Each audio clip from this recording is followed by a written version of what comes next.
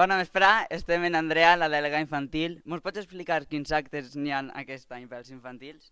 Molt bé, doncs mira, el primer acte que tinguem és el 14 de febrer, que serà el playback infantil, en el Teatre de Xàtiva.